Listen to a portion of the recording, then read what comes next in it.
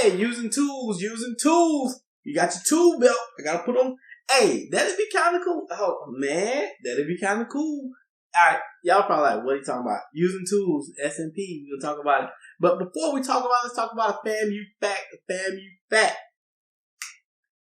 Top undergraduate programs: journalism, computer information sciences. I'm about to say services, but I was a computer engineering major, so I'm about to say I gotta make that right. Computer information sciences and psychology. FAMU has some of the top graduate programs in the country in pharmaceutical sciences. Also, their business program is bar none. Like their business school at FAMU, off the chain. But you know, my roommate was a pharmacy major, and a lot of friends pharmacy majors, and they were like, "Chris, why are you talking about the pharmacy?" So, pharmacy program, one of the top programs in the country at Florida A&M University, located in the beautiful Tallahassee, Florida, on the highest of 7 hills. Like, I want to measure that one day. Is it 7? Actually, 7 hills. Like, I never thought of it. All right, random. SMP 5. Use appropriate tools strategically. This SMP highlights students' abilities to select and use appropriate tools to solve problems. All right, now, here's the thing. Looking in the camera. If you, as the teacher or classroom educator or, facilitator, selecting the tools, students are not engaging in this. Students have to select the correct tool. If you put out base 10 blocks and they solve the problem using base 10 blocks, but you put them out, they're not using the tools strategically. You gave it to them. So with this SMP, the whole goal is for students to make sense of the tools to use. What I used to do, what I still do, I keep saying used to, I'm still in the game. I'm still in school all the time. I have students have manipulative being. I put all the manipulatives out, and I give them a task and let them make sense of which tool should they be using. This allows me to see, can students make sense of the problem-solving process? Do they select the right tool? Now, some people say, well, they select the wrong tool. That's part of it for them to figure it out. Now, if I've done they've been on the wrong tool for a while, I help them through some questioning, get them back on track, because my goal is not to frustrate them. I said, help them get back on track. I didn't say, oh man, you used the wrong tool, you need to use this. I'm asking a series of questions to see if they can make sense. Are they using the most efficient tool? All right, here's another one of those posters. Notice they have a math toolbox in this poster. That's all it's about. What tools do I have to solve the problem? It'd be cool. Like, not a weight belt. And my boy, A Little, he know what I'm talking to. He got the wrestling. Is it wrestling or wrestling? Y'all know what I mean. WWE belt. He got that big belt. Anyways, I'm talking about like a tool belt. Like, like a mechanical, like the plumber. Like you get a plumber belt and you put your tools in there. You put a calculator in there, you put like a ruler, and you walk around like, I got my maps. Somebody gonna take that idea and like patent it. They're gonna have like a little tool belt and walk around. I'm gonna come in schools next time, they're gonna have that tool belt. I'm like, where your math tools? I'm gonna give them a tool belt. That junk cool, man. Y'all probably like, man, he crazy. Nah, that junk tight. Everybody got a toolbox, get that tool belt. Think about this, you walking down the hall, I got my tool belt. And they be like, what you about to use that? Pull out that ruler. Got that calculator. I got my base 10 blocks. Ooh, what's else in my tool belt? I got these calendars. I forgot what I was gonna say. Alright, so here's some types of tools. Here's some types of tools that students can use. Whether you use a toolbox or whatever you want to call it. They can use base 10 blocks. Everybody know that. I'm gonna pop some of this up on the screen. Base 10 blocks. Connecting cubes. Hey, not unifix cubes. I'm going to give you all a tip. Unifix cubes. When you use unifix cubes, I'm going to show you the picture of a unifix cube. Students, they start building all sorts of stuff and diagrams, and you just fighting, and teachers do it too in my workshops. They just start building with the unifix cube. I don't use unifix cubes. And if they use them in the workshop, that's because the school provides them. You want to use connecting cubes. Why? Because you can only build a tower. Also, with the cubes, don't color code them. A lot of people are like, oh, put them in all the colors. Because what happens when they get color coded, students get used to this color. Oh, that's 10 of them. or that's whatever number that you use. Most people use 10. They never count them. So you want to mix up the colors too. But don't use unifix cubes. Woo, boy. Like, man, every time I bring out unifix cubes in a workshop, teachers are building the students. I'm like, man, y'all need to get these connecting cubes. I think it's the same cost on Amazon or wherever you get them from. All right, types of tools. Grid paper. Grid paper is a tool. It's something students can use to solve a problem. 100 chart. Like, so a lot of people get hung up on this 100 chart thing. And I'm not getting into, does it start at 0 or start at, somebody, it start at 0, does it start at 1? I ain't into all that. But with a 100 chart, think about if a student is having trouble one-to-one or looking for patterns. Give them the 100 chart. It's a tool. Let them use the stinking tool. Oh. Like, it's like some people just frustrate students like, they should know this. But look, they may know it, they may not. But if they can do it with a tool, let them use the tool. Like in real life, I keep bringing this back up. In the real world, we got Google. When you're at work, you don't know something, you use your tool. Let students use tools, man. Stop making math frustrating. Calculator is a tool. Paper and pencil is a tool. You gotta write your thought. The number line. Use the open number line. Oh man, the open number line? Ooh, money! And the open number line is not just 1, 2, 3, 4, 5, 6.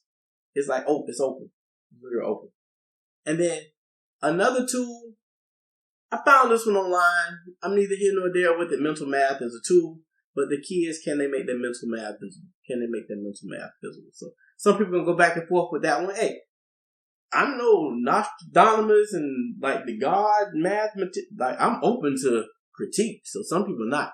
But think about these different tools: base 10 blocks, connecting cubes, grid paper, calculators, 100 chart, etc. You put in your little tool belt, solve problems. Another thing with tools: think about if you give tests on Friday. If Monday through Thursday students are allowed to use the tools on Friday, and they do well on Monday through Thursday. On Friday, when they take the test, they don't do well, but they didn't have access to the tools. Think about what we're assessing here. If students Monday through Thursday can solve the problem using tools, but on Friday they struggle without it, I'm going to give you something to try out. Let students use tools on tests.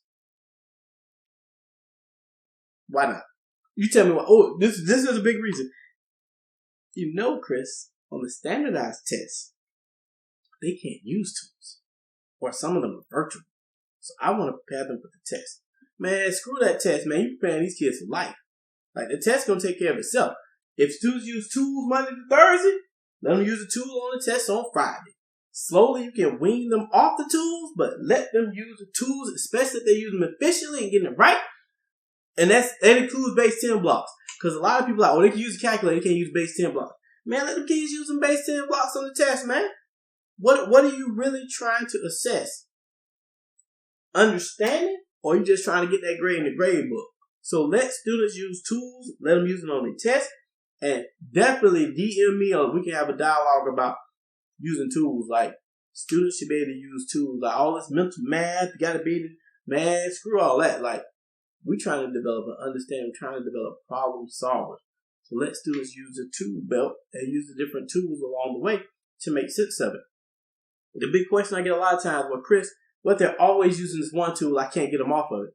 You take that tool out of their toolbox and say, hey, you got to pick another tool. Now, if they struggle mightily, give them the tool back and slowly wean them off and push them to another tool. So that they're not relying on just one tool with their go-to.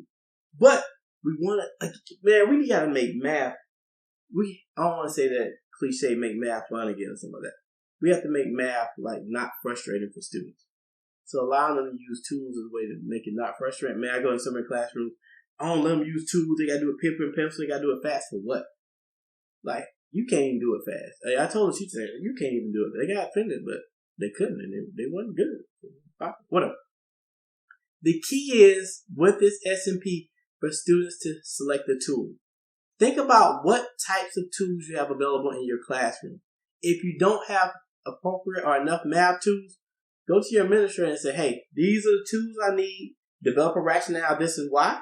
And say, hey, let me get a couple coins and the petty cash drawer or something. But you need tools in your classroom. Your math classroom should not be bare. And you need tools at all levels. From pre-K through post-secondary, you need tools. So that's something, instead of spending money on a bunch of posters and keyword posters and anchor charts, spend money on some tools. Yeah. Spend money on some tools. And you can find them on Amazon. I'm going to tell you a great place to find tools. This is where I find some. Facebook Marketplace, Craigslist, OfferUp, Let Go. You'll be surprised at how many manipulatives you can find on Facebook Marketplace. Like old teachers selling stuff, homeschool teachers selling stuff. Like, so you don't have to go to your traditional stores to buy it. You buy it online. Or when people leave schools at the end of the year, end of the year is a great way to rack up on tools. And for my new teachers, you don't have a lot of stuff. So I'm going to challenge my older teachers, find a new teacher and donate some of your older tools. Or donate some tools you're not using as frequently to a new teacher. Because if you're a veteran teacher, you know the tricks to get them. New teachers don't, so do that.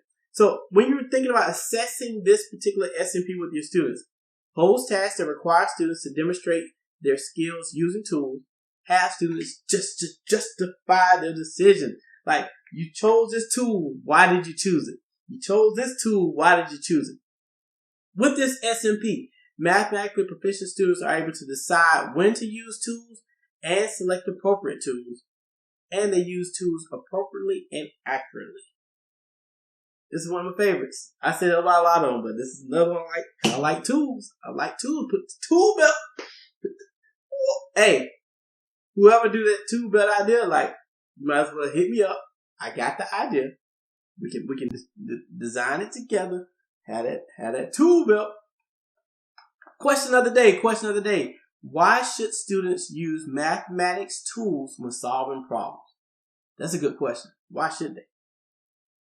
And if you don't think they should, make a justification why they should not use tools. Again, this is open discussion. There's no perfect system, but I'm gonna tell you on this one, they better be using tools if I walk into it. Alright. Like, share, subscribe.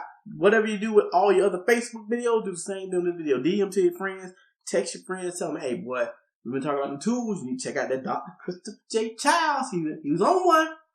This has been your boy. Check me out. And as always, the number one band in the world, universe, galaxy, all that good stuff. The Hunter. See, now, I'm going to give you a real quick pause. When you went to FAMU, everybody says the Marching 100 or the FAMU band. But, if you went to FAMU, this is how we said. Check out that Hunter. We out.